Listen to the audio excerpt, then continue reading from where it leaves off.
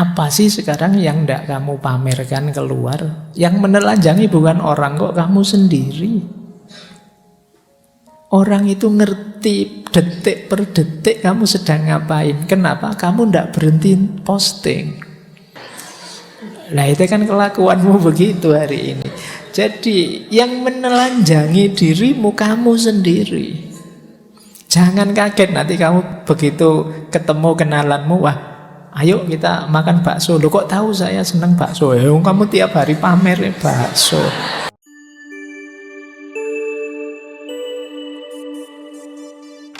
Assalamualaikum warahmatullahi wabarakatuh. Bismillah. Mari kita lanjutkan lagi ngaji filsafat kita. Malam hari ini sebenarnya ngajinya tidak ada temanya. Kita random saja melanjutkan pembahasan tentang moralitas yang kita tekuni bulan ini. Coba kita tengok sebentar kegelisahan kita ya, berhubungan dengan moral. Saya membeli judul tadi itu kegelisahan moral. Saya ambil sebentar definisi kegelisahan moral itu dari psikoanalisisnya Freud. Jadi kata Freud itu kegelisahan itu situasi ketika ego diancam oleh id dan superego. Bagi teman-teman yang ingin tahu apa itu ego, superego, id itu boleh nanti mendengarkan rekaman tentang Freud dengan psikoanalisisnya. Jadi diri kita ini ada 3 komponen. Yang pertama bawah sadar, namanya id. Kemudian ada level kesadaran namanya ego, dan ada level di luar diri namanya superego. Jadi di luar diri berarti termasuk moralitas, norma, adat, tatanan yang kita idealkan tapi di luar diri kita. Kalau ego itu yang kita sadari sekarang. Kalau id itu kita tidak menyadarinya, tapi diam-diam dia mengarahkan kita, mengendalikan kita. Ini kalau dibahas panjang, tapi intinya itulah, nanti kalian dengarkan lagi. Saya ingin masuk ke kegelisahan, anxiety. Kata Freud, kegelisahan manusia itu ada 3 jenisnya. Yang pertama realistic anxiety, kegelisahan yang realistis.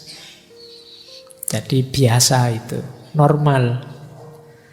Kok tiba-tiba hujan? Waduh, jemuranku. Itu biasa, tidak apa-apa. Jangan Pak, saya sakit jiwa. Jangan Pak, gelisah karena jemuran kena hujan. Ya biasa itu, masuk akal.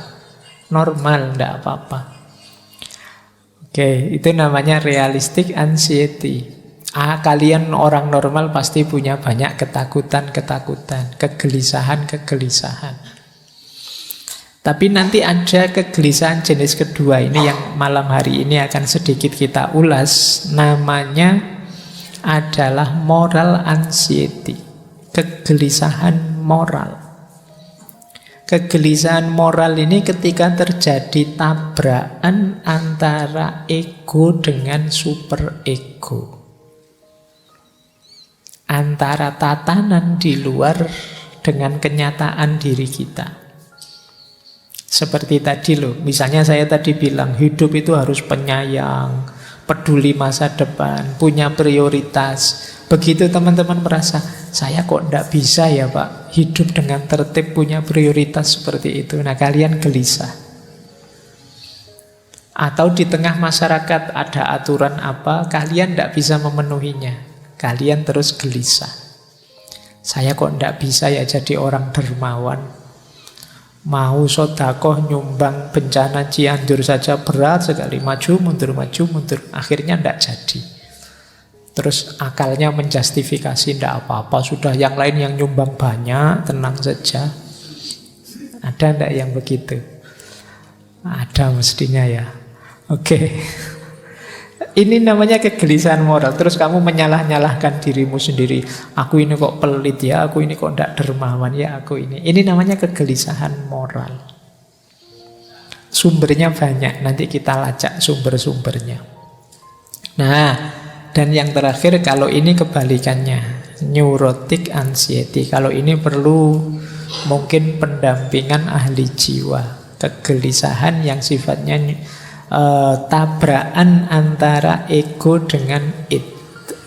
Jadi ini orang tidak bisa ngontrol dirinya lagi, dikendalikan sepenuhnya oleh bawah sadarnya. Kalau ini mungkin kita agak perlu pendampingan ahli jiwa. Kalau yang realistik masih normal, moral anxiety juga masih normal, asal tidak berlebih-lebihan. Jadi malam hari ini kita bahas yang moral ya, yang kegelisahan moral kita, yang kadang-kadang kita itu menyalahkan diri kita sendiri karena tidak sesuai dengan ideal moral yang berjalan di sekeliling kita. Pak, saya itu ngaji filsafat sudah bertahun-tahun loh Pak, saya kok gini-gini aja ya. Saya itu apa memang tidak pinter ya Pak, atau apa. Itu kan kegelisahan moral namanya. Oke. Baik, kita lihat ya akar-akar kegelisahan moral hari ini. Saya tidak akan bilang kalian punya kegelisahan moral apa, tapi secara umum sumber-sumber kegelisahan moral kita hari ini itu apa saja sih? Ini ada beberapa hasil kontemplasi tentang situasi kita hari ini. Ini jadi bahan ya, itu setiap poin itu bisa didiskusikan satu kali seminar, itu masih panjang. Ini saya menginventarisir saja. Kita tengok ya, nanti boleh kalau ada yang ingin menanggapi problem-problem yang saya sebut ini. Yang pertama, situasi belief, kepercayaan, religiositas, dan lain sebagainya mulai banyak di kalangan kita perilaku-perilaku eksklusif. Ini mulai sering jadi sumber kegelisahan. Jadi eksklusif itu bahasa Arabnya jamid, jumud, kaku, macet, mandek. Jadi ada artikel yang kemarin saya baca yang bilang bahwa Indonesia itu sekarang growing intolerance. Mulai tumbuh, mulai besar perilaku-perilaku intoleran. Ini bagian dari kegelisahan. Jadi sistem, kalau istilahnya seorang filosof muslim yang namanya Abid Al-Jabiri, situasi dunia Islam hari ini itu situasi akidah yang eksklusif. Jadi merasa pandangannya adalah yang paling benar. Tidak bisa membedakan antara agama dengan pemikiran keagamaan. Ini katanya Abid Al-Jabiri tadi. Jadi orang sulit membedakan ini Al-Quran. Kalau Al-Quran pasti benar. Kalau ini pemahamanku terhadap Al-Quran bisa saja keliru. Wong aku manusia. Nah, orang susah membedakan ini. Seolah-olah pemahamanku terhadap Al-Quran itu levelnya sama kayak Qurannya. Tidak boleh disalahkan. Nah, ini mengundang kegelisahan-kegelisahan. Wong ulama zaman dulu saja itu kalau sudah mengeluarkan pikiran-pikiran luar biasa selalu mengakhirinya dengan wallahu a'lam bissawab. Allah lah yang tahu yang paling benar yang mana. Kalau aku manusia hanya berusaha mencapai pengetahuan, mencapai kebenaran itu. Aku bisa salah. Kalau Al-Quran pasti benar. Pemahamanku terhadap Al-Quran juga bisa keliru. Kesadaran ini sulit dimiliki hari ini ya. Orang mungkin karena pengaruh medsos dan lain-lain, nanti kita lihat. membuat terus situasinya jadi jamit tadi, kaku. Nah, ini PR ya, saya bilang setiap tema bisa dibahas panjang lebar. Saya mancing saja, silahkan nanti kalian renungi situasi ini. Yang kedua, kalau tadi sistem kepercayaannya, sistem sosial kita. Sistem sosial kita hari ini modelnya masih model Qabilah. Qabilah itu sistem sosial yang fanatik. Ya kalau zaman dulu Qabilah itu suku ini, suku itu. Kalau sekarang ya mungkin aliran ini, aliran itu, partai ini, partai itu, mazhab ini, mazhab itu. Jadi sistem sosial yang fanatik. Jadi kalau bahasa Arabnya ya asobiyah. Ini jadi akar kegelisahan moral juga hari ini. Kalau orang sudah fanatik itu right or wrong ya karena aliranku ya harus aku bela. Karena kelompokku harus benar terus. Nah ini perlu juga jadi bahan renungan kita ya. Ada kegelisahan semacam ini hari ini. Apa dulu tidak ada Pak? Dulu ya ada. Sekarang lebih kelihatan karena media sosial. Yang ketiga, sistem budaya. Sistem budaya kita masih polanya inferiority. Kita ini masih sering rendah diri. Sehingga akhirnya modelnya di situ tak tulis taklid. Jadi taklid itu ya ikut saja pokoknya. Ikut idola-idola. Semoga di sini tidak ada yang mengidolakan ngaji filsafat. Karena diidolakan itu diberhalakan. Jadi ya ini ngaji bagus tapi tidak selalu isinya mesti baik, mesti benar. Mungkin benar tapi tidak selalu relevan sesuai untuk hidupmu dan seterusnya. Jadi kalian harus kritis. Jadi jangan bikin Qabilah sendiri. Kita sudah terlalu banyak Qabilah. Ayo yang cair. Nah, jadi sistem budayanya kita hanya niru taklid. Untuk budaya sendiri kita agak inferior. Boleh dicek dalam banyak hal. Trenkah? Tradisikah? Acara, kegiatankah? Itu biasanya kita kiblatnya kemana-mana.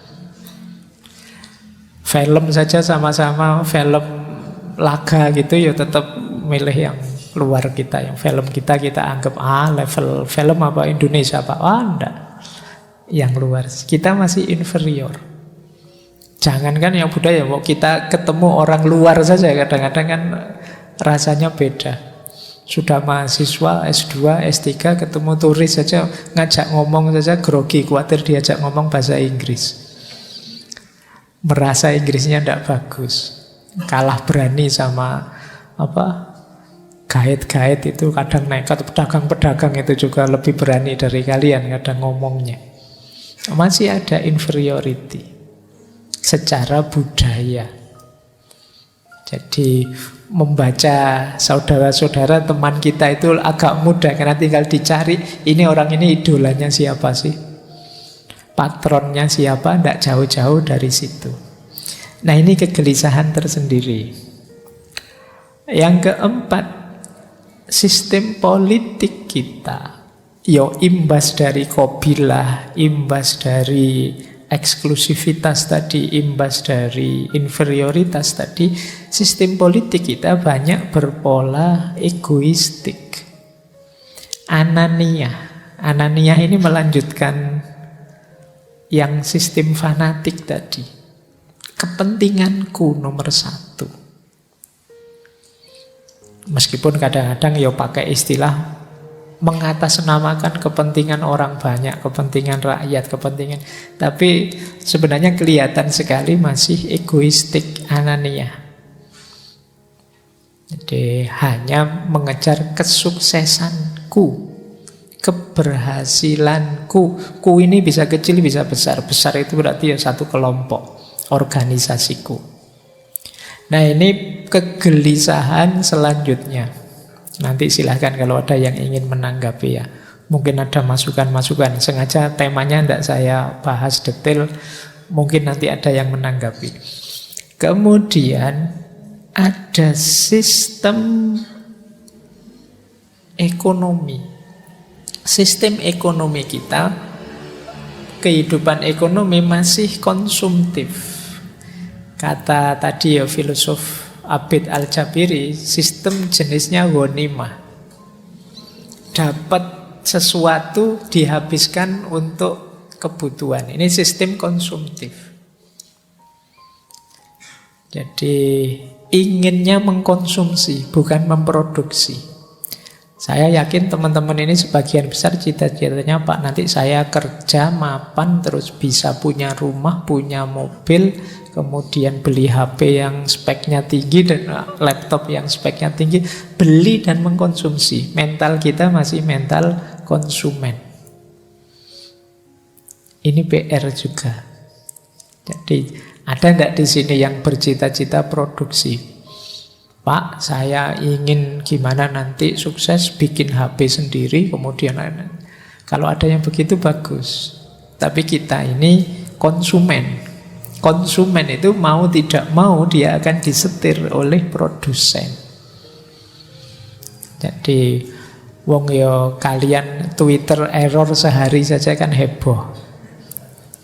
Kalian tidak mikir, mbok ya kapan ya kita bisa program bikin sendiri selevel Twitter versi kita? Enggak. Kita ini konsumen, jadi diblokir sehari atau error sehari kita pontang-panting sudah.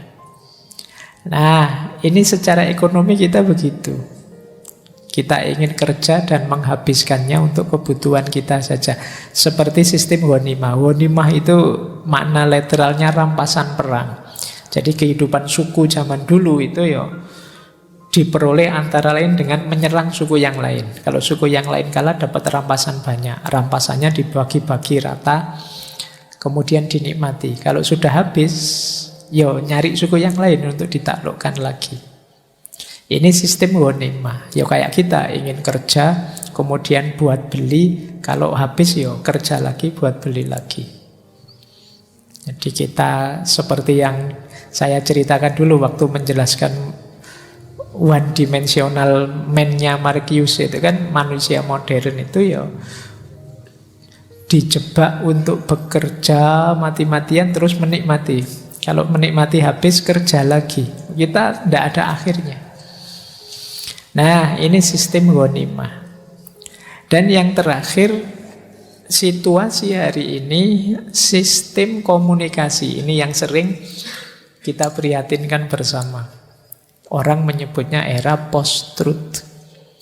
Kalau bahasa Arabnya ini saya agak ijtihad. Mungkin istilah yang pasnya pakai bahasa Arab itu satohiyat.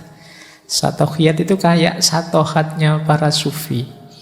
Ya satohatnya para sufi mending dia karena kedekatan dengan Allah, asiknya dekat dengan Allah. Kalau kita ngelantur karena asiknya kita main HP.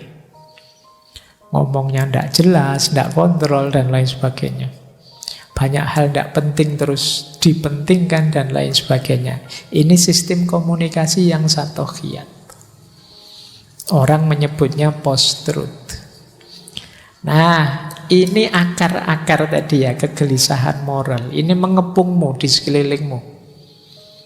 Saya tidak tahu kalian level kesadaranmu di mana, tapi bagi orang yang punya kesadaran kritis, 6 hal ini menggelisahkan.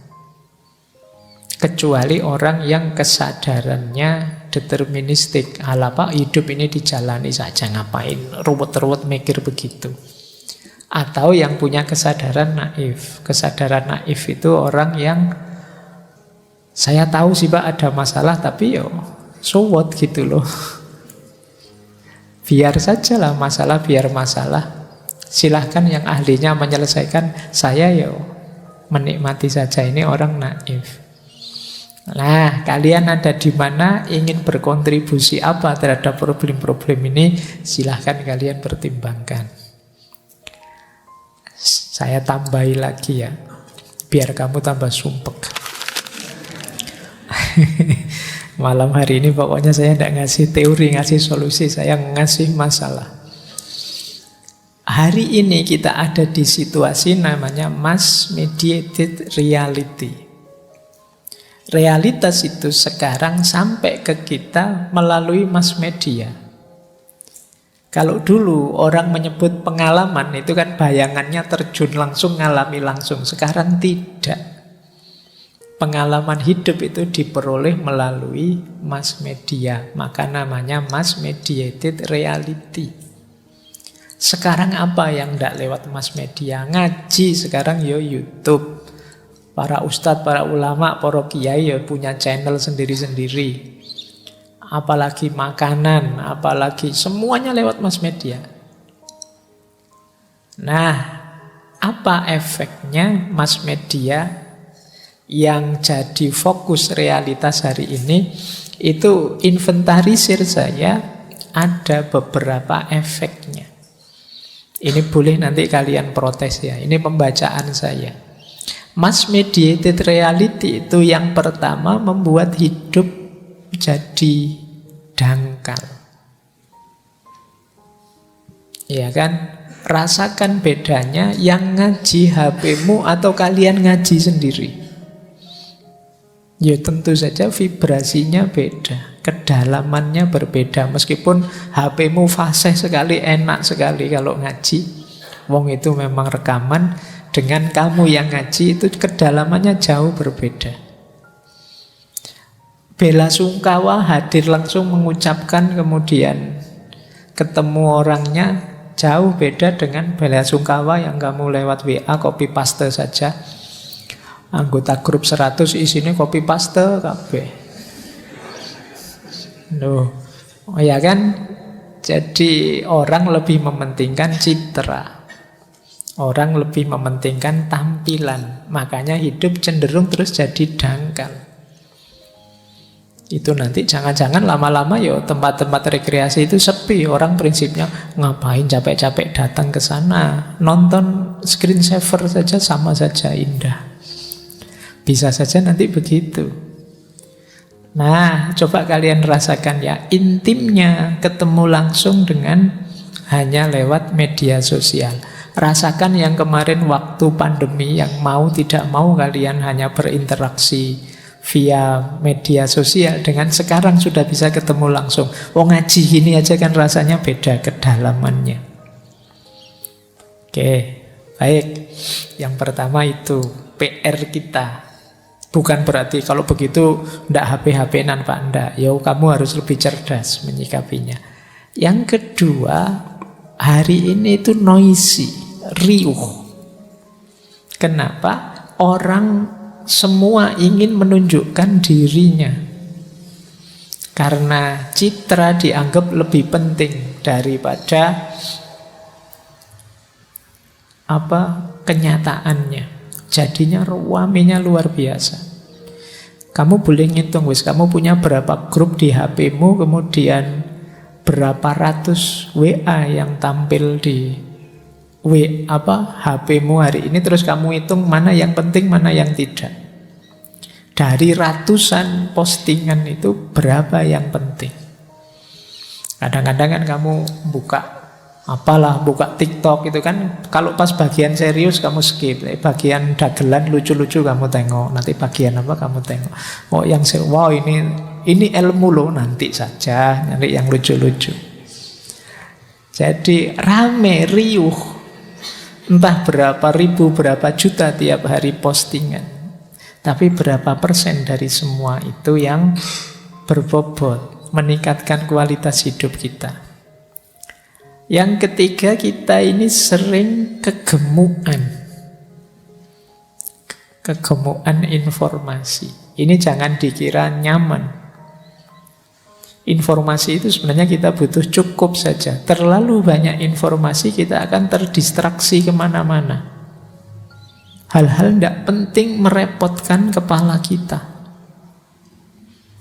Karena terlalu banyak informasi. Kita kan tidak cukup tahu bahwa Misalnya kemarin sepak bola yang menang ini, yang kalah ini. Kan kita terus masuk, kenapa kok menang, kenapa kok kalah. Jangan-jangan itu terus, ini atlet ini tadi malam gegeran sama istrinya, makanya mainnya tidak serius. Ini kamu sampai ke situ mungkin. Jadi kegemukan informasi kadang tidak relevan dengan kebutuhanmu.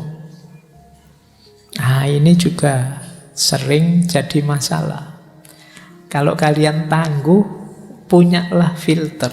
Kalau ada hal-hal yang tidak penting, di skip saja. Aku tahu tentang ini juga tidak ada manfaatnya kok, lewati saja. Apa sih pentingnya kalian tahu artis ini sebentar lagi cerai loh Pak, sekarang sudah pisah ranjang, kemarin di wawancara itu. Jadi kamu paham benar yang tentang itu. Eman-eman. Ya memang HP-mu mungkin isinya macam-macam, tapi yang jadi fokusmu kan itu. Ya saya tahulah di HP-mu ada downloadan buku ini, buku itu, tapi kan nggak pernah kamu tengok. Yang penting wis download, kamu nyaman sudah, dibaca juga enggak. Baik, itu kegemukan. Yang keempat apa? Ketelanjangan. Apa sih sekarang yang enggak kamu pamerkan keluar? Yang menelanjangi bukan orang kok, kamu sendiri. Orang itu ngerti detik per detik kamu sedang ngapain. Kenapa? Kamu tidak berhenti posting. Ngaji ini saja, nanti berangkat ngaji nih di MCS. Ya kan? Sampai depan ngantri nih kopi. Duduk kamu foto lagi, posting lagi. Entah berapa kali posting kamu sekali ngaji. Wong kamu sendiri yang pamer. Kadang makan siang, wah menu hari ini itu kamu foto. Nah itu kan kelakuanmu begitu hari ini. Jadi yang menelanjangi dirimu kamu sendiri. Jangan kaget nanti kamu begitu ketemu kenalanmu, wah ayo kita makan bakso. Loh kok tahu saya senang bakso? Kamu tiap hari pamer bakso. Jadi kamu sendiri yang bongkar siapa dirimu. Itu yang istilahnya ketelanjangan, ranah privat habis sudah. Padahal hidup itu indahnya kan kalau masih ada yang misteri-misteri tersembunyi dari diri kita, bikin orang penasaran, itu kan malah ngejar-ngejar.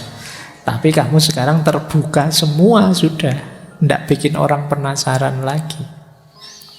Kalau itu pertarungan, itu kamu kalah sudah. Kenapa? Dirimu terbuka total. Orang tahu kelemahanmu, orang tahu di titik-titik mana kamu senang dan di titik mana kamu marah. Dari kamu sendiri yang menelanjangi dirimu. Nah, kemudian ada lagi istilah saya kengawuran. Ini ada istilah misinformasi, disinformasi, malinformasi. Kalau misinformasi salah paham. Disinformasi itu kita tahu ini berita tentang itu, tapi kita pakai untuk yang lain. Ini sebenarnya berita kecelakaan, tapi kita pakai ada pembantaian misalnya itu. Disinformasi. Ada malinformasi, kita memang sengaja ngarang biar rame yuk. Nah itu malinformasi. Ini kok grup sepi ya. Wah kamu terus bikin goro-goro apa, posting gambar yang apa, yang terus kamu komentari apa, orang jadi rame. Cuma ingin bikin rame saja. Terus kita ngawur hari ini. Kita sering dibingungkan oleh hal-hal yang ngawur itu. Selain ngawur apa? Ngeyel. Saya tidak tahu bahasa Indonesia ini ngeyel itu apa. Ya tak tulis ngeyel saja, kengeyelan. Keras kepala mungkin ya pasnya ya. Jadi ngeyel itu gimana sih hari ini? Kalau zaman dulu orang itu kayak filsafat ya, kayak René Descartes itu I think therefore I am. Aku berpikir maka aku ada. Kalau sekarang enggak, I believe therefore I am right. Pokoknya kalau aku yakin benar ya benar wis pokoknya. Wis kamu dikritik enggak bisa sudah. Nanti didukung oleh Google juga kan. Pendirianmu itu selalu disupport oleh Google. Pencarianmu selalu diberi lebih oleh Google. Kamu tambah ngeyel sudah.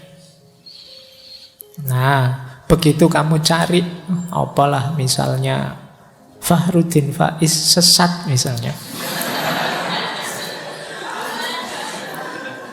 Itu sampai besok-besok kamu ditawari terus sama Google betapa sesatnya Fakhruddin Faiz. Itu yang namanya filter bubble itu kan, peradaban ngeyel. Nah, coba ya, ini sumber-sumber kegelisahan moral kita hari ini sehubungan dengan mass mediated reality tadi. Baik, saya tambahi. Dampaknya jangan dianggap sepele. Untuk kita individu secara psikologi ada namanya online disinhibition effect. Orang lepas kontrol begitu masuk dunia maya. Rusak moralmu. Dan kamu tidak peduli. Kenapa? Kalau di dunia nyata kamu berperilaku immoral, kelihatan langsung. Tapi di dunia maya tidak. Kamu tidak sadar itu. Kamu diam-diam bohong, diam-diam bikin berita palsu, diam-diam bikin goro-goro. Tenang saja Pak, saya punya akun anonim, saya punya akun yang fake account. Jadi saya bohong, kamu anggap seperti itu aman, kamu tidak sadar betapa itu merusak dirimu sendiri. Jangan dikira mentalitas seperti itu hanya bikin rame yang di luar dirimu, bikin masalah di luar. Kerusakan moralmu yang diprihatinkan. Orang lain tidak tahu, tapi dirimu kacau, dirimu rusak. Jadi kalian bikin berita bohong, komen yang ngaco, merusak, menghancurkan reputasinya orang, dan kalian seneng-seneng saja dengan itu. Lumayan rame, padahal saya tadi bohong loh, sekarang rame, asik ini. Nah, seolah-olah itu aman. Ya mungkin aman, kamu tidak ditangkap polisi, tidak ketahuan, tapi moralmu rusak. Ini kalau masif tadi ya, hubungannya dengan generasi. Bagaimana nanti bangunan moral generasi yang akan datang.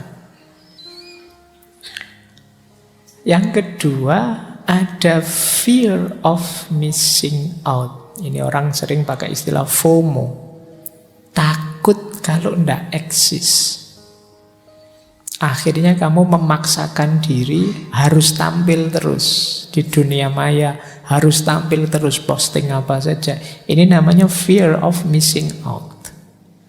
Tidak penting pun, yang penting kamu tampil. Akhirnya ada orang share apa, kamu lanjutkan, kamu share lagi. Ada orang ngirim apa, kamu tidak paham. Ini ngirim apa tuh kok sulit, alah kok apik, tak share lagi aja.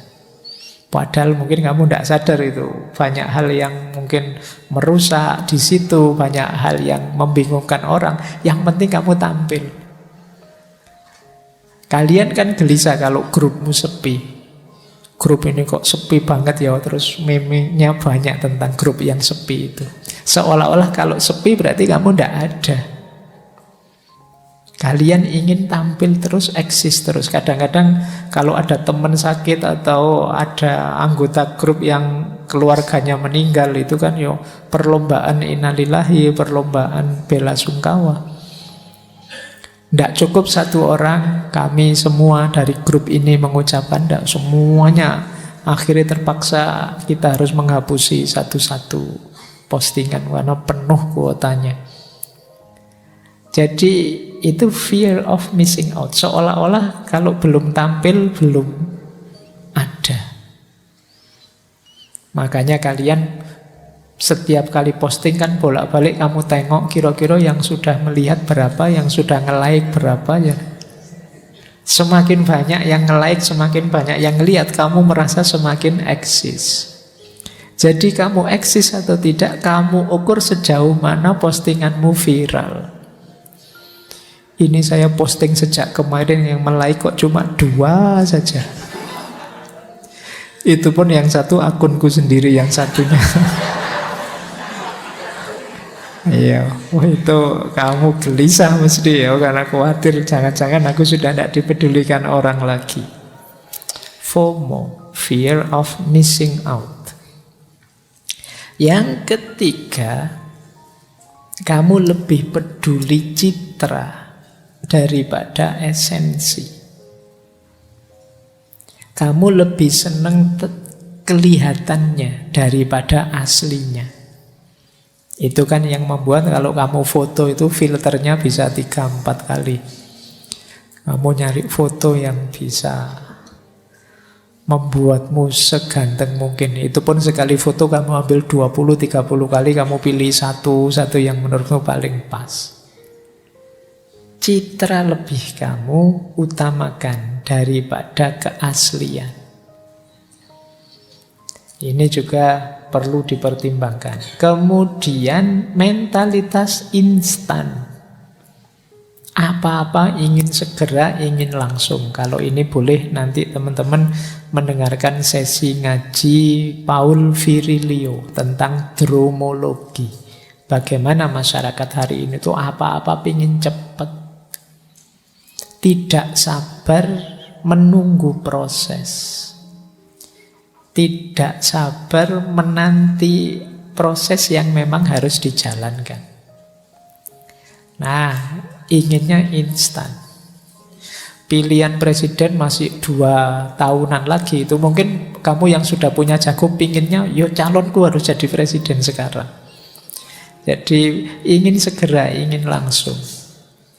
Nah, ini nanti efeknya besar untuk kehidupan hari ini. Perhatikan juga problem kelemahan dalam alarming intuition. Alarming intuition itu sinyal bahaya dari dalam diri kita sendiri. Karena kita bergumul dengan kepalsuan-kepalsuan, citra-citra yang tidak sejati, kita tidak peka lagi terhadap yang sejati. Bahkan mungkin kita tidak sadar sedang melakukan bahaya. Termasuk yang diramalkan oleh Han Jonas sendiri. Ini sebenarnya kita sedang bunuh diri menuju situasi kiamat bareng-bareng. Sinyal bahaya dalam diri kita mulai melemah. Jadi seolah-olah itu biasa saja, normal saja. Nah, ini juga PR kita semua. Dan yang terakhir tentu saja ketidakpastian. Mana yang memang sejati benar, mana yang asli, mana yang esensial, kita sulit membedakannya hari ini. Apalagi efek untuk dunia sosial, ini lebih parah lagi. Narasi cerita kita itu bisa lebih kita anggap benar dibandingkan data. Viral jadi patokan. Kalau viral berarti benar, kalau enggak berarti tidak. Jadi logikanya hari ini banyak pakai logika viral atau tidak viral. Kebenarannya orang banyak kita pastikan benar. Cara berpikir ini kan terus dimanfaatkan oleh berbagai pihak. Misalnya dengan fenomena buzzer-buzzer itu. Kenapa yang seperti ini laku? Karena selama ini kita berpikir yang didukung orang banyak atau yang viral itulah yang benar. Coba cara berpikir kita tidak begini, mungkin ya buzzer-buzzer tadi tidak laku. Begitu, wah ini trending nomor 1, tidak masalah, tidak mesti benar juga kok. Sekarang nomor 2 Pak, trendingnya ya terserah lah. Itu nomor 1 atau nomor 2 ya kalau salah ya tetap salah. Nah, cara berpikir kita tidak begitu. Akhirnya kita dikendalikan oleh viral dan tidak viral. Yang uangnya banyak, kuotanya banyak, bisa bikin akun puluhan, ratusan, menang dia. Kamu tadi cuma di like 2 orang, dia bisa beli follower langsung di like 500 orang, 1000 orang. Karena logika viral ini. Kemudian jangan lupa efeknya untuk masyarakat tentang polarisasi. Saya bilang tadi, betapa ada istilah filter bubble. Filter bubble itu seperti Google, dia akan menyeleksi, milih informasi, berita apapun yang cocok untuk kita. Maka kita tambah mantep dengan kebenaran kita, tambah yakin salahnya yang lain, kita tambah terpolarisasi, kita lebih suka mendengarkan gema suara kita sendiri lewat Google. Loh kan saya bener toh. Nah kan saya cocok toh, buktinya ini, buktinya ini. Dan Google menyuplai terus bukti-bukti yang cocok. Bukti yang lain nggak ditampilkan ke kita. Dia memberi yang kita inginkan saja. Ini problem. Jadi semakin menegaskan perbedaan, akhirnya ya polarisasi tambah kuat. Ideologi-ideologi semakin bermunculan, kita rasanya semakin jauh dengan sesama saudara. Nah, yang terakhir tentu saja banyak hal yang penting terlewatkan hanya untuk hal-hal yang tidak penting. Ini juga perlu jadi perhatiannya teman-teman. Ini dampaknya. Jadi arena hidup kita hari ini yang mengundang kegelisahan moral tadi agak berat. Kita berhadapan dengan mass mediated reality. Kita berhadapan dengan situasi sosial, ekonomi, politik, budaya, agama, komunikasi yang perlu dibahas lagi. Ada banyak yang menggelisahkan. Saya tidak bilang semuanya begitu, tapi fenomena semacam ini mulai bermunculan. Baik, nah kegelisahan tadi, kalau melanjutkan Freud tadi, kadang-kadang memicu orang melakukan ini, defense mechanism. Jadi defense mechanism itu orang tidak menyelesaikan masalah, tapi kemudian mencari pelarian dengan caranya sendiri dari masalah. Hari ini banyak. Yang saya bilang tadi, masalah-masalah tadi bukan tidak disadari loh. Sangat banyak orang yang sudah sadar. Wong seminar-seminar tentang ini kan sudah di mana-mana dilakukan. Tapi ada orang yang repression itu disingkirkan itu semua dari kesadarannya, dari pikirannya. Sudahlah, tidak usah mikir itu, ngapain. Ya kayak kalian nanti lo setelah ngaji ini selesaikan, sudah balik lagi seperti sebelumnya. Ini namanya repression. Kegelisahan yang saat ini muncul nanti kamu singkirkan. Itu namanya repression. Ada lagi yang kedua, denial. Denial itu orang menyangkal, enggak begitu. Yo ada yang begitu, tapi yo enggak semuanya lah. Enggak begitu-begitu amat lah. Denial, menyangkal. Ini juga cara defense mechanism. Jadi ini tidak mencari solusinya, tapi ingin keluar dari masalahnya dengan mekanisme kejiwaannya. Ada lagi yang reaction formation. Reaction formation itu melakukan perilaku yang berlawanan. Jadi misalnya reaction formation itu kamu suka seseorang itu kok dia rasanya cuek, kamu melakukan reaction formation. Kayak kamu benci padahal kamu senang. Tiap hari dikritiki, terus tiap hari dipermasalahkan, terus itu sebenarnya menunjukkan kamu perhatian, kamu senang. Ini namanya reaction formation. Nah, berhadapan dengan problem-problem yang saya jelaskan di atas, reaction formation itu yaitu tadi menunjukkan perilaku yang sebaliknya. Harusnya senang menampakkan benci, harusnya benci yang ditampakkan senangnya. Ini juga sering jadi pelarian. Ada juga yang pakai defense mekanismenya projection. Projection itu mengatributkan sesuatu pada orang lain. Jadi aslinya sih kamu tertarik pada orang itu, tapi terus karena dia nolak terus kamu sebut, itu orangnya tidak baik kok orang itu. Nah, jadi aslinya kamunya. Kayak kemarin saya bilang itu, saya lupa di sesi sebelumnya ya. Ketika ada sesuatu yang kamu ingin raih dan tidak berhasil, kamu sebut sesuatu itu sebagai tidak menarik. Nah, mungkin juga kritik-kritik terhadap dunia sosial, terhadap dunia media sosial juga itu kamu melakukan projection semacam ini. Jadi kamu labelkan keluar. Iya sih, saya tidak bisa berhenti bermain medsos, tapi medsos saya itu medsos yang penuh manfaat loh Pak. Nah, alasanmu begitu. Wong saya tidur aja HP saya ngaji loh Pak. Solawatan loh Pak. Kamu alasanmu loh kamu. Jadi kamu tahu sebenarnya kamu itu tidak banyak melakukan yang buruk-buruk, tapi kamu proyeksikan ke lain bahwa tidak juga, saya juga melakukan yang baik-baik juga kok.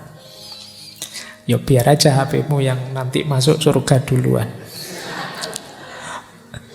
Terus displacement. Displacement itu mengalihkan dorongan pada yang lebih lemah.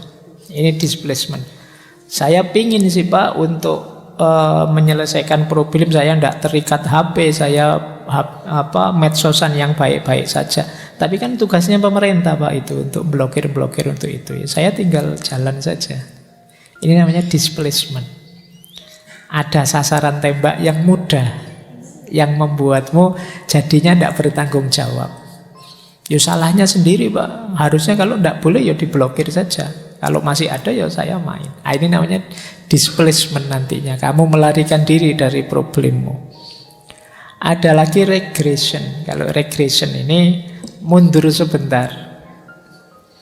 Ya sudahlah Pak, saya tidak main HP lagi, tidak main itu lagi. Tapi yo untuk komunikasi kan tetap Pak. Nah, nanti biasanya kalau sudah begitu balik lagi. Awalnya sih niatnya komunikasi. Nah, itu saya tidak main aneh-aneh lagi, pokoknya HP itu. Itu biasanya tidak bertahan setengah hari. Begitu ada iklan FYP, kamu sudah gatel, ingin buka sudah.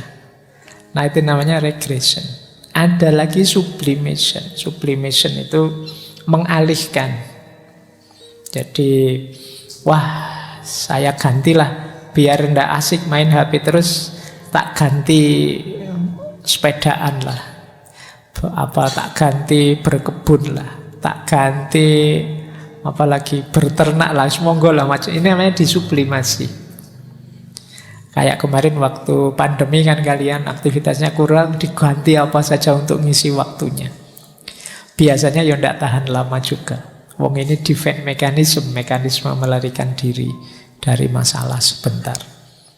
Dan yang terakhir ada rationalization. Rationalization itu ya kamu mencari argumen-argumen untuk membenarkan sebenarnya kamu itu salah. Kita kan sering pakai argumen, oh yang kayak begitu kan manusiawi Pak. Manusia itu memang begitu Pak. Nah, jangan lupa manusia itu fitrahnya lengkap. Jadi fa'alhamaha fujuroha wa taqwaha. Manusia itu mau takwa bisa, mau fujur bisa. Jadi kalau sekedar yang alami dari manusia, kadang-kadang yang alami itu juga banyak yang negatif. Jadi kita itu punya sisi negatif, juga punya sisi positif sebagai manusia. Baik. Nah, ini defense mekanismenya. Oke. Jadi itu problem-problem kita